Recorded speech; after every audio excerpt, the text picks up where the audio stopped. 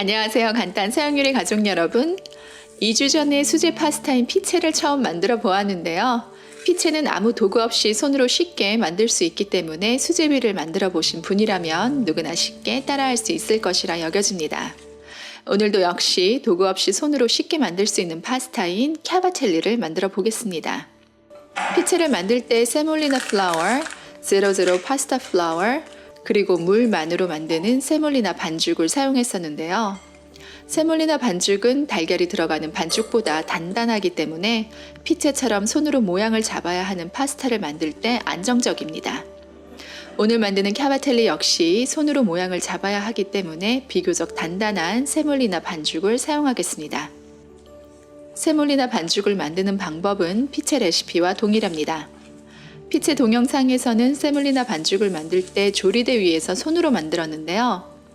오늘은 스탠딩 믹서를 사용해서 만들어 보겠습니다.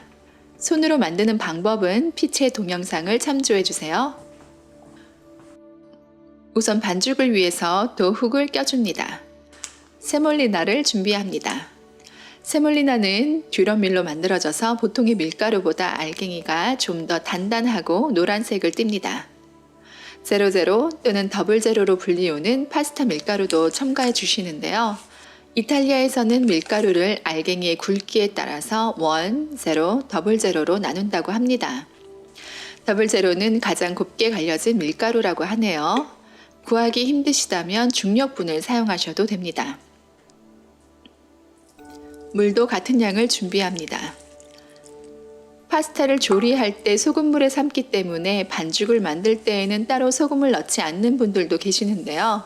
저는 소량의 소금도 첨가해 주었습니다. 찰진 식감을 위해서 올리브 오일을 주르륵 흘려 주셔도 좋습니다.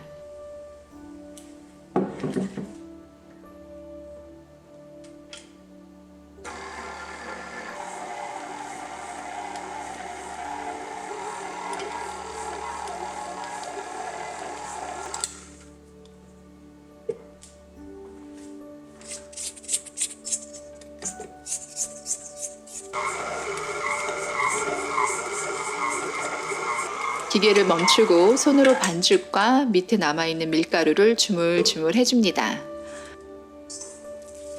반죽을 꺼내서 손으로 만져보니 많이 건조하고 그릇 밑에 아직 섞이지 못한 밀가루가 남아있습니다. 1분 정도 더 기계를 돌린 후에 다시 손으로 뭉쳐줍니다. 처음에는 조금 건조한 듯이 보이지만 계속 반죽을 하다 보면 수분이 밀가루에 흡수되면서 반죽이 훨씬 부드럽게 뭉치기 시작합니다.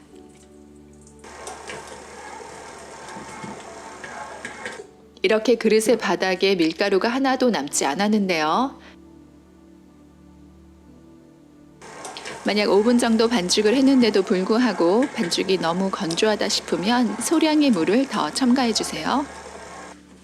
5분 이상 반죽을 해서 표면이 매끈해지면 조리대 위에서 손으로 20번 정도 더 반죽을 해줍니다. 세몰리나가 보통의 밀가루보다 조금 더 단단해서 반죽을 하는데 힘이 더 들어갑니다. 반죽을 손가락으로 눌러봤을 때 이렇게 튕기듯이 원상복귀하면 다 된 것으로 봅니다. 이렇게 해서 세몰리나 반죽이 완성되었습니다. 플라스틱 랩에 싼 뒤에 냉장실에서 1시간 정도 숙성시킵니다.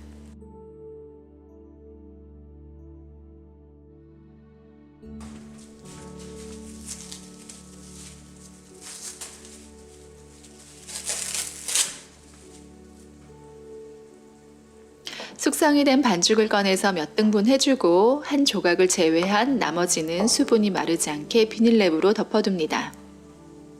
지금까지는 피체를 만들 때와 똑같았죠? 자, 지금부터 이 세몰리나 반죽을 가지고 캬바텔리의 모양을 잡아야 하는데요.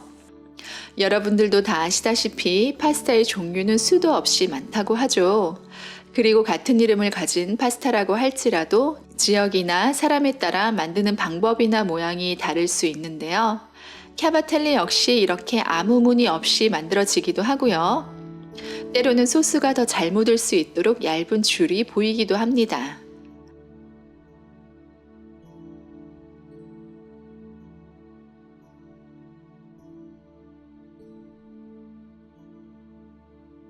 그럼 우선 무늬 없이 만들어 보겠습니다.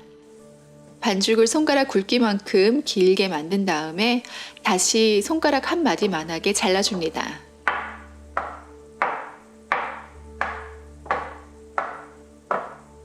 두 번째, 세 번째 손가락의 끝을 이용해서 반죽의 윗부분을 꾹 눌러주시면서 자신의 몸쪽을 향해서 끝까지 당겨줍니다. 이렇게 하면 반죽이 얇게 펴지면서 돌돌 말리게 되죠. 온라인에 보니 캬바첼리는 핫도그 빵같이 생긴 파스타로 알려져 있다고 하네요.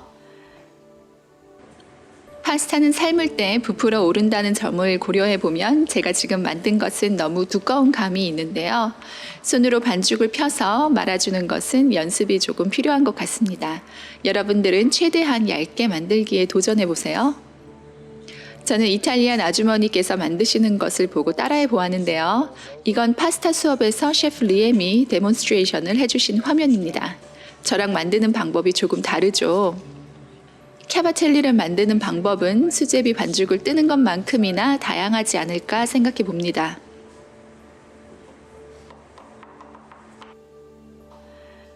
손가락으로 30개쯤 만들다 보니 손끝에 지문이 다 닳는 듯한 느낌이 드는데요. 이렇게 반죽 자르는 칼을 사용했는데 훨씬 더 얇고 반듯하게 만들어집니다. 집에 있는 버터 바르는 칼을 사용하면 좋겠죠? 완성이 된 파스타는 세몰리나 가루를 골고루 묻혀서 서로 달라붙지 않게 해주세요.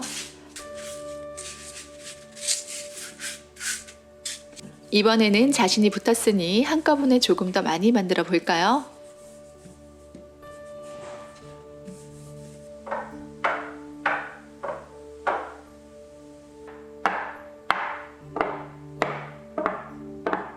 줄무늬를 넣으시려면 이렇게 뇨끼를 만들 때 사용하는 뇨끼 볼드 위에서 앞에 과정을 반복해 주시면 됩니다. 이 뇨끼 볼드는 아마존에서 6불 정도를 주고 구입했습니다. 뇨끼 볼드가 있으니 이탈리아의 감자떡이라고 알려져 있는 뇨끼도 한번 만들어 보면 재미있겠네요.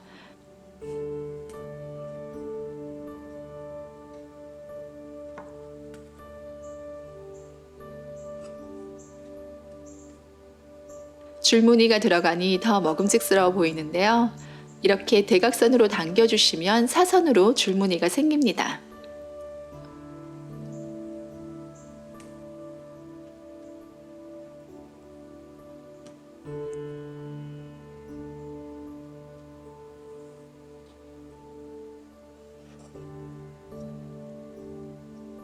저는 사선 무늬가 들어간 캬바텔리가 제일 마음에 드는데요.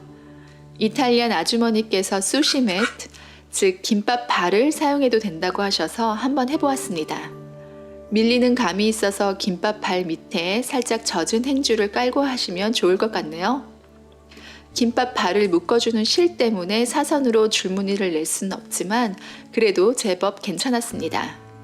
파스타를 자주 만들어 드시지 않는다면 요끼볼드를 따로 구입하지 않고 김밥 발을 사용해도 되겠는데요. 이것은 캬바텔리를 만드는 도구인데요. 아마존에서 27불 정도로 주고 구입해 보았습니다. 이렇게 길게 자른 반죽을 나무 바퀴 사이에 물려주고 손잡이를 돌려주기만 하면 되는데요. 도구 안쪽에 자잘한 홈이 있어서 줄무늬를 만들어냅니다. 손으로 만드는 것보다 반죽이 훨씬 얇게 펴집니다. 만약 이 동영상을 보시고 캬바첼리에 도전해 보시는 분들이 계시다면 한번 이렇게 얇게 만들어 보세요.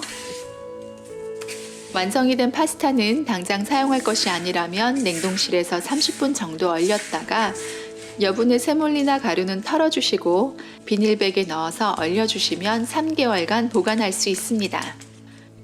보통 겉면과 생면 각각의 장점이 달라서 어느 파스타가 더 낫다고 말하기는 어렵다고 하는데요.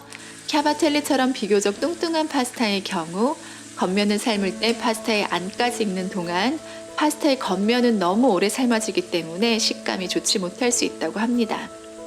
그래서 생면을 사용하는 것이 더 맛있다고 하네요. 바쁘게 하루하루를 살다 보면 패스트푸드로 간단하게 끼니를 때울 때도 많은데요. 이렇게 한 땀 한 땀 정성스럽게 파스타를 만들고 있으니 이것을 만드는 시간도 먹는 시간도 힐링이 되는 것 같습니다. 피체 때와 마찬가지로 밀떡처럼 약간 단단한 식감이 느껴지는데요. 다음 주에는 진한 풍미가 일품인 양고기 라구를 만들어 보겠습니다. 간단 서양 요리 시청해 주셔서 감사합니다. 빠른 시일 내에 다시 만나요.